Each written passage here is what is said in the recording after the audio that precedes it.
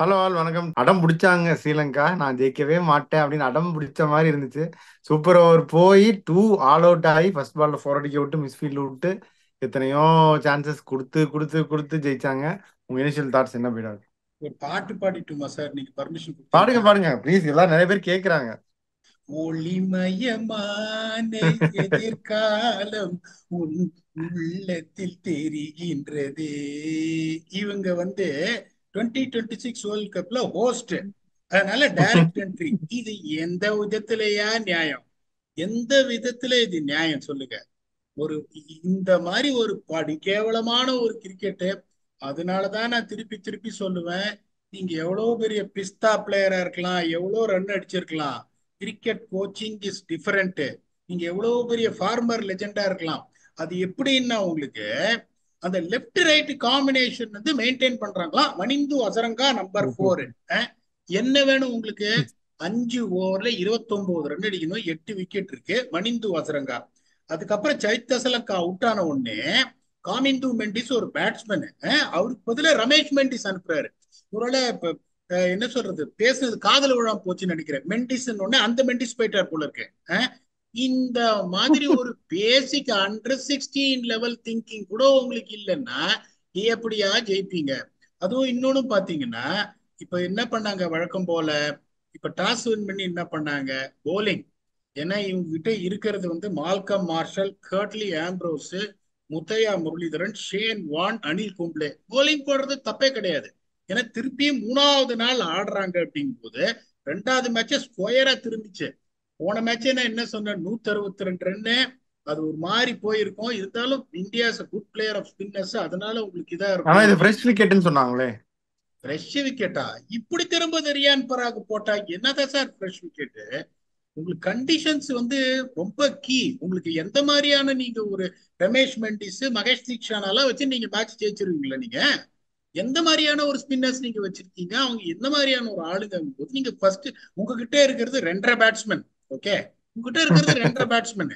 அதுல ஒண்ணு பத்தும் நிசாக்கா, குஷால் மெண்டிஸ், மத்த ஒரு அரை, மத்தவங்க எல்லாம் எல்லாம் சேர்த்து ஒரு அரை பேட்ஸ்மேன் வச்சிருக்காங்க.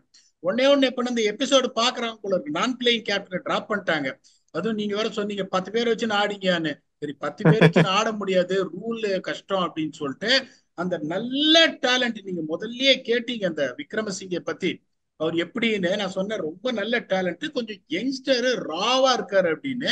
தைரியமா இருக்கிறதுக்கு பியூட்டிஃபுல்லா போட்டார் 4 ஓவர்ஸ் அந்த ட்ராட். எக்ஸ்ட்ரானரி போட்டு இந்தியாவும் பாருங்களேன். உங்களுக்கு ஓகே, 6 ஓவர்ல முதல்ல ஏன் இந்த கண்டிஷன்ல 6 ஓவர்ல 55 ரன் அடிக்கணும்னு சொல்லன்றது இப்ப எல்லா வியூவர்ஸுக்கும் தெரிஞ்சிருக்கும். பால் சாஃப்ட் ஆனா ஒண்ணுமே பண்ண முடியாது உங்களுக்கு. சோ இப்ப யசஸ்வி ஜெய்ஸ்வால் அடிக்க போய் அவுட் ஆனாரு, ஒத்துக்கிறேன். அதுக்கப்புறம் இன்னொரு விக்கெட்டும் போச்சுங்கும் போது ஃபர்ஸ்ட் ஆஃப் ஆல் நீங்க ரிங்கு சிங்கோட ரோல் என்ன? அவர் கேகேஆர்லயும் எங்க ஆடுறாரு, இந்தியாவுக்கு எங்க ஆடி இருக்காரு, பினிஷர் ரோல். நீங்க நம்பர் 4 யாரை இறக்கணும்? சிவம் தூபேவை இறக்கிருக்கணும். இப்ப சிவம் தூபேவோட ரோல் என்ன? இந்த பிச்சில் போலிங்கும் கொடுக்க மாட்டீங்க, அது கரெக்ட், கொடுக்காம இருந்தது. ஏன்னா ரொம்ப ஸ்லோவா போடுவாரு, வேலைக்கு ஆகாது. நீங்க சிவம் தூபேவை நம்பர் 4 இருக்காம ரிங்கு சிங்க நம்பர் 4 இருக்கிறீங்க. அவரும் போய் திருப்பி சுத்தி அவுட் ஆடுறாருன்னா எனக்கு விஷயமே புரியல. இப்ப பாருங்க, பவர் பிளேல இந்தியா 30 for 4, ஸ்ரீலங்கா பவர் பிளேல 35 for 0 loss. ஓகே, எப்படி போயிருக்கு பாருங்க. 7 to 10ல அவங்க விக்கெட் கொடுக்காம ஆடணும்னு சொன்னேன். அவங்களும் 29 for 1, India 59 for 5. Slow recovery. Sri Lanka 26 for 1, 10 over 61 for 1, India 59 for 5. 2 run தான் கம்மி, ஆனா 4 விக்கெட் கூட விட்டாங்க. 11 to 15ல ஒரு 45 வரணும்னு சொன்னேன். 43 for 0 loss இவங்க. இப்ப அவங்க பாருங்க, நீங்க இப்ப உங்களுக்கு 61ல இருந்துட்டு 47 for 1 அவங்க. இப்ப 102 for 5 இந்தியா, 108 for 1 ஸ்ரீலங்கா. இந்த கடைசி 5 ஓவர்ல உங்களுக்கு இந்த த்ரஸ்ட் கிடைச்சிருக்கணும், இந்த பார்ட்னர்ஷிப். அதுல தப்பான டைம்ல ரியான் பராக் அவுட் ஆயிட்டாரு. 137 for 9, 37 for 4. இப்ப இவங்க எப்படின்னா கன்சிஸ்டன்சி அப்படின்னா ஸ்ரீலங்கா தான். கடைசி 5 ஓவர் ஃபர்ஸ்ட் மேட்ச் 21 for 7. போன மேட்ச் கடைசி 5 ஓவர்ல 31 for 7. போன தடவை தான் சொன்ன கொஞ்சம் இம்ப்ரூவ்மெண்ட் வந்திருக்குன்னு. அது எப்படி நீ சொல்லிடுவ அப்படின்னு சொல்லிட்டு இப்ப 29 for 7. இப்ப எப்படின்னா கடைசி 5 ஓவர்ல 7 விக்கெட் 3 மேட்ச்லயே விட்டுருக்காங்க. Scoring 21, 31 and 29. அதுக்கப்புறம் பாத்தீங்கன்னா இந்த கலீல் அகமது ஒரு சான்ஸ் கொடுக்க மாட்டேன், இனிமே ஒரு சான்ஸ் கொடுக்க மாட்டேன். இந்தியா கேப் பக்கத்துல கூட காட்ட மாட்டேன். 3 ஓவர்ல 20 ரன் இருக்கு, உங்களால டிஃபெண்ட் பண்ண முடியாது, அவ்வளவு விக்கெட் கையில இருக்கு. வந்து ஓடி வந்து outside off stump wider lines போடுறீங்களே, ஒரு ஒரு கேம் அவேர்னஸ் வேணா? 3 ஓவர்ல 20 ரன் டிஃபெண்ட் பண்ணுவீங்களா? ஒரே chance you to pick up wickets இருக்கும்போது you to attack the stumps. Wider line 6 wide அந்த ஓவர்ல போட்டாங்க. சரி, யோசிச்சு பாருங்க. இன்னொன்னு, சூரியகுமார் யாதவ் வந்துட்டு அந்த கேப்டன்சி வந்து என்னன்றத கத்து கொடுக்குறாரு இப்ப இவ்வளவு இதுல. நான் உங்களை கேட்கிறேன் சார், நீங்க இவ்வளவு கிரிக்கெட் பாக்குறீங்க. ஆகஸ்ட் 17 அந்த டோர்னமெண்ட் ஐபிஎஸ் ஐஏஎஸ் மேட்ச் இருக்கு, அது டெய்லி நெட்ஸ்ல பிராக்டிஸ் பண்றீங்க. உங்களை ஒரு கேள்வி கேட்கிறேன். 19வது ஓவர் எந்த கேப்டனாவது இது வரைக்கும் நான் பார்த்ததே கிடையாது ரிங்கு சிங் போலிங் போட்டு. ரிங்கு சிங் 19வது ஓவர் அது கூட பரவாயில்ல, நான் நினைச்சேன் சிராஜுக்கு தான் கொடுப்பாரு கடைசி ஓவர்னு பார்த்தேன். அதுக்கப்புறம் உங்களுக்கு வந்து சூரியகுமார் அவரே போடுறாரு. அது மேட்ச் எப்படி வேணா போகட்டும், எனக்கு அதை பத்தி மேட்ச் ஜெயிச்சாருன்றதுனால பெருமையா நான் சொல்ல. இந்த மாதிரி ஒரு திங்கிங் நீங்க எந்த கேப்டனாவது யோசிச்சிருப்பாங்களா? அது உங்களோட தாட்ஸ் சொல்லுங்க. சூப்பர். கண்டிப்பா அது வந்து ரொம்ப அவுட் ஆஃப் த பாக்ஸ் தான். சிராஜின் போட்டுட்டு அப்புறம் மாத்தினாங்க சூரியகுமார் போட்டதை. எல்லாரும் என்ன நினைச்சாங்கன்னா அந்த 10-11லே வந்து ஜெய்ஸ்வாலுக்கு ஒரு ஓவர் கொடுத்துருவாங்க, ஒரு எக்ஸ்ட்ரா ஒரு ஓவர் போட்டு வச்சுக்கலாம் அப்படின்றது தான் நானுமே நினைச்சேன். ஒரு ஓவர் இன்னொரு 3 பேர் போடுறாங்களே, நாலாவதா ஜெய்ஸ்வால் கூட கொடுத்துடலாமே, ஒரு ஓவர் கொடுக்கலாம்னு நினைச்சேன். பட் அதை பண்ணாம 19 ரிங்கு 20 சூரியகுமார் அப்படிங்கிறது வந்து எக்ஸ்ட்ராடினரி திங்கிங் தான். Fully appreciate that. அதுல யோசிச்சு பாருங்க, உங்களுக்கு 2 ஓவர்ல 10 ரன் அடிக்கணும். இந்த காமிந்து பென்சிஸ் பத்தி ஆல்ரெடி சொல்லியிருக்கேன் பாருங்களேன். 2 ஓவர்ல 10 ரன் அடிக்கணும். அதுவும் இவங்க கரெக்டா வந்து சுவிட்ச் இட் அடிப்பாருன்னு சொல்லிட்டு டீப் பாயிண்ட் மாதிரி வச்சிருக்காங்க. லாங் ஆஃப் இங்க இருக்காங்க. சும்மா அவுட் சைட் ஆஸ்டம் போய் பால் பயங்கரமா கரெக்ட் மட்டும் திரும்புது. சும்மா கவர்ஸ் மேல சிப் பண்ணீங்கன்னா பவுண்டரி. அதை சுவிட்ச் இட் அடிச்சு நேர கையில கொடுக்குறாங்களே. இந்த மாதிரி ஒரு டீமை வச்சுன்னு நீங்க அதே மாதிரி இன்னொன்னு குஷால் பெரேரா இன்னைக்கு நல்லா ஆடினாரு. credit has to be given where it is given. இப்ப அதுக்கப்புறம் இந்த சூப்பர் ஓவர்ல நீங்க வந்துட்டு அந்த மாதிரி ஒரு சுச்சுவேஷன்ல எப்படி நீங்க பிளான் பண்ணணும்? பயங்கரமா இருக்கு பிச்சு. ஓகே, அதுல ஒன்றும் சந்தேகமே இல்லை. 10 ரன் ட்ரை பண்ணுங்க, அடிக்க போகாதீங்க. Put bat on ball for first 4 balls. அதுக்கப்புறம் ஒரு எப்படி எல்லாரும் டீப்ல இருக்காங்க. ஓகே, ஒரு 2-2-1-1 4 பால்ல உங்களுக்கு 6 ரன் வந்துச்சுன்னா கடைசி 2 பால் சான்ஸ் எடுக்க, ஒரு பால் பட்டு பவுண்டரி வந்தா கூட 10 ரன்னா இருந்தா கூட things should have been different. அதுக்கப்புறம் வந்து அவங்க 3 இன்னொன்னு யோசிச்சு உங்களை ஒரு கேள்வி கேட்கிறேன். பத்தும் நிசாக்கா ஐ ரேட் வெரி ஹைலி. நீங்களும் அவரை ரொம்ப ஹையா ரேட் பண்ணுவீங்க, ஏன்னா உங்களோட ஃபேண்டசியில முதலே எடுப்பீங்க. சூப்பர் ஓவர்ல உங்களுக்கு பத்தும் நிசாக்கா வந்து ஆடுறாங்கன்னா அந்த டீமோட பேட்டிங் எப்படிப்பட்ட ஒரு டீம் நீங்க யோசிச்சு பாருங்க. டு யூ திங்க் பத்தும் Nissanka can play in super over? நான் உங்களை கேட்கிறேன். ஐடியலி நோ, பட் இந்த டீம்ல வேற வழி இல்லையே. இந்த டீம் 2 பேட்ஸ்மேன் தான் இருக்காங்க, வந்துதான் ஆடு, வேற வழியே கிடையாது. ஆனா அதுதான் சொல்றேன். எந்த மாதிரி ஒரு டீமை வச்சிருக்காங்கன்னு நான் சொல்றேன். இப்ப முதல்ல இருந்தே உங்க பேட்டிங்கே கிடையாது, 2 பேட்ஸ்மேன் தான், மெண்டிஸும் நிசாக்காவும் அவுட் ஆன. இப்போ ஒரே ஒரு பிரச்சனை என்னன்னா 50 ஓவர் ஆட போறாங்க. இப்போ வந்து நான் எனக்கு அதான் இந்தியா கிட்ட பிடிக்காத விஷயம். கேம் வந்து ஸ்போர்ட்டிவா இருக்கணும். அவங்க என்ன பண்ணும், 2 தடவை ஆட சொல்லணும் ஸ்ரீலங்கா மட்டும். இல்ல, நான் நியாயமா கேட்கிறேன் உங்களை. அவங்க வந்து 2 தடவை ஆட சொன்னீங்கன்னா, இல்லைன்னா அட்லீஸ்ட் பத்தும் நிசாக்காக்கும் குஷால் மெண்டிஸ்க்கும் 2 சான்ஸ் கொடுக்கணும். அவர் ஒரு தடவை அவுட் ஆனா அவங்க திருப்பி கூப்பிடலாம் அப்படின்ற மாதிரி. அப்படி இல்லைன்னா நீங்க 50 ஓவர்ல ஆடி எந்த பிரயோஜனமும் கிடையாது. இந்த டீமோட 3 ரன் டிஃபெண்ட் பண்றீங்க. நான் உங்களை ஒரே ஒரு கேள்வி கேட்கிறேன். You are defending 3 runs. என்ன பண்ணுவேன்? இப்ப நான் கோச்சா இருந்தாரு சொல்லிப்பேன், 7 பேரை உள்ள நிறுத்துன்னு. சூரியகுமாருக்கு என்ன பண்ண, ஒரே ஒரு டீப் ஸ்கொயர்ல கொண்டு போட்டு ஒரு டீப் டிக்கெட் போட்டு 7 பேரை உள்ள நிறுத்தி ட்ரை பண்ணுன்னு இருப்பேன்.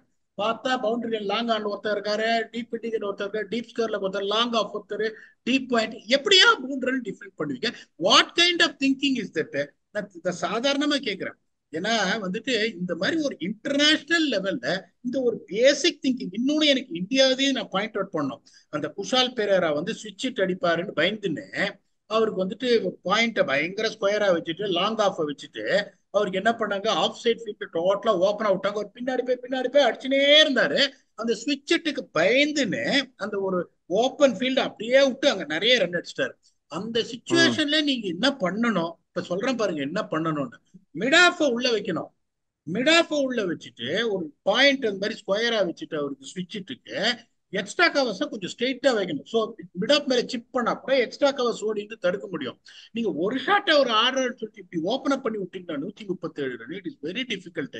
இது வந்து ஒரு டிசப்பாயிண்டிங் பர்ஃபார்மன்ஸ் ஃப்ரம் ஸ்ரீலங்கா. இப்போ என்ன பண்ணுவாங்க, ட்ரெஸ்ஸிங் ரூம்ல போயிட்டு well done boys, well fought, we did everything what we can, unfortunately result is not in our hands, we lost a close margin 3-0, we will get them in ODIs அப்படின்றது தான் team Dhaka இருக்கும். இந்த மாதிரி இருந்தா இந்த team உருப்படுமா? நான் உங்களை கேட்கிறேன். அதான் நீங்க சொல்லிட்டீங்களே முதல்ல, ஒளிமயமான எதிர்காலம் அப்படின்னு சொல்லிட்டீங்களே. இல்ல சார், நான் இப்ப என்ன சொல்றேன்னா, when you are helm at a top cricketing nation, இந்த லெவல் இன்டர்நேஷனல் கிரிக்கெட், அப்ப நான் சொல்றதுன்னா ரொம்ப basic thinking. I want the viewers to comment. இப்ப நான் வந்து என்னோட எக்ஸ்பீரியன்ஸை நான் ஷேர் பண்றேன். I'm not telling I'm right all the time. நான் ஒரு சில பாயிண்டர்ஸ்லாம் உங்களுக்கு சொன்னேன். இப்ப இப்ப அசரங்காவை இறக்கி விட்டு தான் அந்த மேட்சே கொலாப்ஸ் ஆச்சு. there is no chance India would have won that game. அந்த இந்த மேட்ச் மட்டும் இல்ல, அந்த வேர்ல்டு கப் பங்களாதேஷ் மேட்சும் அதே மாதிரி தான் ஆச்சு. ஞாபகம் இருக்கா உங்களுக்கு? ஆமா, முதல் பால் சுத்தி அவுட் ஆனாரு இந்த ரிஷாத் ஹுசேனுக்கு. இப்ப ரிமெம்பர் இட் ரைட். இப்ப அதேதான். நீங்க அசரங்காவை எப்ப இறக்கணும்? நீங்க ஃபர்ஸ்ட் பேட் பண்றீங்க, ஒரு 9 ஓவர்ல ஒரு 79க்கு 2 வந்துருச்சு, பிச்சு கொஞ்சம் ஸ்லோவா இருக்கு, இந்த மொமெண்டம் போக கூடாது, fine, I am setting Azarenka. இல்லையா, இன்னைக்கு வந்து ஒரு 167 சேஸ் பண்றீங்க, அதே 9 ஓவர்ல 70, ஒரு 11 ஓவர்ல 100 ரன் அடிக்கணும், எனக்கு ஒரு த்ரஸ்ட் வரணும், அப்ப நான் அசரங்கா இருக்குங்க. ஏன் 5 ஓவர்ல 29 ரன் அடிக்கணும், 9 விக்கெட் உங்களுக்கு கையில இருக்கு, அந்த பக்கம் ஒரு வெல் செட்டில்டு குஷால் பெரேரா இருக்காரு, கேட்டா ரைட் லெப்ட் காம்பினேஷனா? எப்பயா திருந்துவீங்க? எப்ப திருந்துவீங்க? ஒரு லெப்ட் ஹேண்டர் ஆனா வந்து லெப்ட் ஆஃப் ஸ்பின்னர் போட முடியாது, ரைட் ஹேண்டர் ஆனா ஒரு ஆஃப் ஸ்பின்னர் போட முடியாது. எப்பயா இந்த தாட்ஸ் எல்லாம் இது பண்ணி ஒரு எக்ஸல் ஷீட் ஒண்ணு வச்சுன்னு இந்த பேட்ஸ்மேன் லெக் ஸ்பின்னருக்கு அகேன்ஸ்டா ஸ்ட்ரைக் ரேட் 134னா எந்த லெக் ஸ்பின்னரும் போட முடியாது. டேட்டாவை யூஸ் பண்ண தெரியாம, அந்த காலத்துல நான் வந்து 2001ல ஸ்டார்ட் பண்ண ப்ரொஃபஷன்ல ஒரு டேட்டாவும் எங்களுக்கு கிடையாது. நல்லா எவ்வளவு கஷ்டப்பட்டிருக்கேன்னு தெரியும். இப்ப என்ன பண்றாங்க, இத்தனை டேட்டா இருக்குன்றதுனால அதை அப்சல்யூட்டா கன்ஃபியூஸ் பண்ணி இந்த மேட்ச் போறதே டேட்டாவை எப்படி யூஸ் பண்ண தெரியாம தான் உங்களுக்கு. இப்ப இன்னொன்னு பாருங்க, இந்த ஸ்பின்னர்ஸ் வந்து எந்த அளவுக்கு இம்பாக்ட் கிரியேட் பண்ணுவாங்க அப்படின்னு நம்ம சொன்னோம் இந்த சீரீஸ் ஸ்டார்ட் பண்ணதுக்கு முன்னாடியே. ஸ்ரீலங்கன் ஸ்பின்னர்ஸ் 14 ஓவர்ல 107 ரன்ஸ் 6 விக்கெட்ஸ். இந்தியன் ஸ்பின்னர்ஸ் பாருங்க 14 ஓவர்ஸ் 95 ரன்ஸ் 8 விக்கெட்ஸ். அதுல உங்களுக்கு அந்த சூரியகுமார் யாதவும் ரிங்கு சிங்கும் சேர்ந்து 2 ஓவர்ல 4 விக்கெட் பார்ட் டைம் ஸ்பின்னர்ஸ். அவங்க நான் போலிங் போட்டு நான் பார்த்ததே கிடையாது. பாக்குறேன் 19 ஓவர் ரிங்கு சிங் போடுறாரு, ஓகே ஒரு கேம்பிள் எடுக்கிறாரு, விக்கெட் 2வது பாலும் 6வது பாலும். அதையும் பாருங்க, இப்ப 2 ஓவர்ல உங்களுக்கு 9 ரன் அடிக்கிறோம், போட்ட அரைக்குழிய குஷால் பெரேரா பேக் ஃபுட் போய் 6 அடிக்க போய் டாப் எட்ஜ் போய் உள்ள கொடை கிளப்பி உங்களுக்கு இதுல வந்து காட்டன் போல்டு ரிங்கு சிங் 2 ஓவர்ல 9 run. Why should you panic, you are settle batsman, you scored 40 odd runs. இதுக்கு மேல வந்து இதை சொல்லி பிரயோஜனமே இல்லை. என்னை பொறுத்த வரைக்கும் என்னோட அம்பிள் சஜஷன் இது, குஷால் மெண்டிஸும் பத்தும் நிசான்காக்கும் 2 இன்னிங்ஸ் கொடுக்கணும் ஓடிஏல. இல்லைன்னா நம்ம ரிவ்யூ பண்றதுல எந்த பிரயோஜனமே இல்லாம போயிடும். I am very happy for Washington Sundar, he contributed with bat. அதே மாதிரி போலிங் பியூட்டிஃபுல்லா போட்டு அவரு தான் அந்த 2 விக்கெட் கன்சிக்யூட்டிவ் பால்ஸ் எடுத்து மேட்சை திருப்பினாரு. எதிர்பார்த்தேன் கண்டிப்பா வாஷிங்டன் சுந்தர் தான் போடுவார் இதுல அப்படின்னு. பட் குஷால் மெண்டிஸ் அவர் அட்டாக் பண்ணுவாருன்னு நினைச்சேன். அன்பார்ச்சுனேட்டா அது நடக்கல. Kudos to Washington Sundar also. It's lot of positives for Indian team in this series. ஆமா, இன்னொரு பெரிய பாசிட்டிவ் வந்து ரியான் பராக் இன்னைக்கும் ரொம்ப ஒரு மெச்சோர் இன்னிங்ஸ் பிளஸ் பவுலிங்கும் போட்டுறாரு, 4 ஓவர் போட்டுறாரு. அப்படிங்கிறப்போ அது ஒரு பெரிய பிளஸ் தான். அதுதான் என்னோட பிக்கஸ்ட் பிளஸ் அப்படின்னு நான் நினைக்கிறேன். Apart from what ever you said Washington Sundar அப்படின்னு ஒரு பாயிண்ட். ஸோ இதோட முடிஞ்சது T20. அப்படியே கொலம்போக்கு போறாங்க. இங்க வாங்கின அடியெல்லாம் பத்தாது, அங்க வந்து ரோஹித் சர்மா, விராட் கோலி, KL ராகுல், ஸ்ரேயாஸ் ஐயர் உங்களை இருக்காங்க. அங்க வந்து இங்க நாங்க அடிச்சுட்டு அங்க ஒருத்தர் அனுப்பி இங்க ஒருத்தர் சிக்கியிருக்காண்டா, அனுப்பி வைக்கிறேன்னு இந்த ஒரு வடிவேல் காமெடி வரும்ல, அந்த மாதிரி அங்க கொலம்போக்கு அடுத்து போறாங்க பிடாக். அதை பத்தி உங்க ஃபைனல் தாட்ஸ் சொல்லிருங்க. ரொம்ப வருத்தப்பட வேண்டிய விஷயம் அது. ஒரு மன வலியோட ரிஃப்ளெக்ட் பண்ற சஞ்சு சாம்சன் திருப்பியும். ஓகே, அதாவது கோல்டன் ஆப்பர்ச்சுனிட்டி நம்பர் 3ல வந்து slow pitch tremendous player of spin. இப்போ 2 மேட்ச் 0 அடிச்சிருக்காரு. கைக்கு அன்பார்ச்சுனேட்டா வந்து ஒரு கேட்ச் விட்டாரு, அதையும் பாத்தீங்கல்ல. குஷால் மெண்டிஸுக்கு ஒரு கேட்சும் விட்டாரு. அதுக்கப்புறம் இன்னொரு டஃப் கேட்ச் ரவி பிஷ்னாய் போலிங்ல லெக் சைட்ல, அது டஃப் கேட்ச் அது. இப்ப எப்படி பார்ப்பாங்க அப்படின்னா, lot of people are breathing under your neck அப்படிங்கும் போது, இப்ப KL ராகுல் வந்துட்டு at the expense of KL ராகுல் சஞ்சீவ் சாம்சன் எடுத்திருக்காங்க. KL ராகுல் வந்து திருப்பி T20ல ஒரு சான்ஸ் கொடுத்து நல்ல பிளேயர் அடிச்சிருவாரு அவரு. Only thing is strike rate people are talking about. அவர் அடிச்சாருன்னா சஞ்சு சாம்சனோட T20 கெரியர் அப்படியே டோட்டலா ஓவர் ஆயிடும். Because is not been pick for ODI cricket. ரொம்ப வருத்தப்பட வேண்டிய விஷயம். ஏன்னா ரொம்ப பிடிச்ச player. But you have to whatever fair is fair, you have to reflect in honesty. ஒரு சிலர் பெர்ஃபார்ம் பண்ணல அப்படின்னா நம்ம ரிஃப்ளெக்ட் பண்றோம். சஞ்சு சாம்சன் நமக்கு பிடிக்கும்ன்றதுனால வந்து சொல்லக்கூடாது. He has wasted an opportunity. I don't know when is he going to get another opportunity அப்படின்னு. அதான் நான் சொல்றேன், இந்த கொலம்போக்கு நீங்க போறீங்கன்னா இந்த வந்து இந்த அதே மாதிரி திருப்பி 2.5 பேட்ஸ்மேன் வச்சு தான் போறாங்க. அந்த ஓடிஎஸ் கூட நம்ம பார்த்தாச்சு. இவங்க எல்லா பீஸ்டையும் இறக்கி விட போறாங்க. அது என்ன நடக்க போகுதுன்னு தெரியல. பட் நம்மளோட நோக்கம் என்ன sir? We have to entertain the viewers who are spending time watching our episode, giving positive reflections. No matter what, however busy you are, however busy I am, we will come and entertain. Kudos to India for winning the series 3-0 from nowhere. Until we come back and entertain you for the next episode, which is going to be the first ODI preview between India and Sri Lanka in Colombo. Until we see you then, thanks a lot and bye-bye.